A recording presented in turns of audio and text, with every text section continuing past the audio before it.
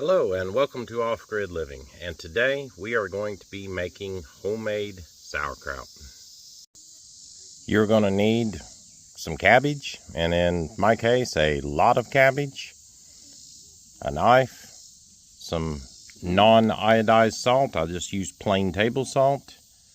I use a jar for measuring and a food grade 5-gallon bucket.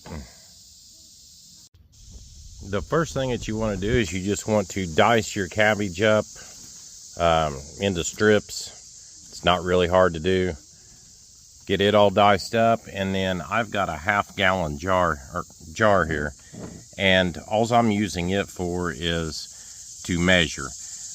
What you want to do is you want to use 4 tablespoons of salt per gallon of cabbage. So I'm just using this to measure, and that way I know how much salt to put in. Alright, so I measured this out with my half-gallon jar, and I ended up with about 4.5 gallons of shredded cabbage that I went ahead and placed in the bucket. A lot of people, they will weigh out the cabbage and add the salt according to the weight. I found it just as easy to measure it and apply the salt that way. It's just easier for me. Okay, so on 4.5 gallon, we're wanting to add a tablespoon of non-iodized salt per quart. So that is going to be 18 tablespoons of salt. And what you do is you just want to put this into here, and then you just start working it in with your hand. And what that's going to do is it's going to start pulling the juices out of the cabbage and creating a brine. So just simply mash it and work the salt in, I don't know, 5-10 minutes until a brine starts to form. Okay, this cabbage did not produce quite enough brine, so what I'm doing is I'm just adding a little bit of water here. It's got enough salt in it, I can add about 9 cups of water, and now you can see that the brine is coming up over it. You can add about 9 cups of water with the 18 tablespoons of salt, and you're not going to hurt anything.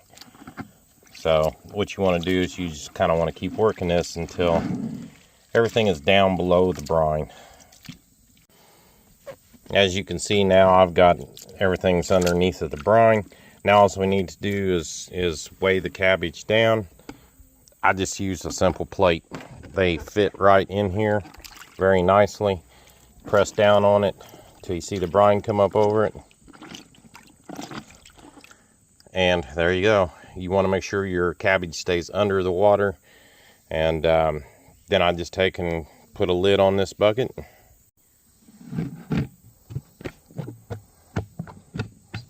Make sure the lid snaps down good.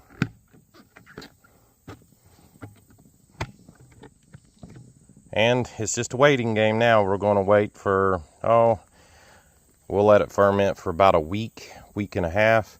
Every day I do come out and I kind of pop this lid off, because anytime you're fermenting something, it's putting off carbon dioxide and it will build up a gas inside of it. So just come out, pop the lid, let the gas out, and make sure it's snapped back into place, and you're good to go.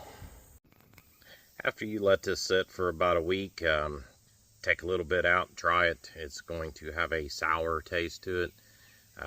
If you like it at that level of sourness, then you can go ahead and put it away. If you want it a little more sour, a little more tangy, just let it ferment for about another week. If you have a cellar, put it in your cellar, put it in the refrigerator, and you just need to store it in a cool, dark place, and that'll slow down the ferment and it'll keep it from getting too sour for you. So hope you enjoy the sauerkraut, and hit like and subscribe. Helps me out and kind of helps get the message out to people on how to make some really good food.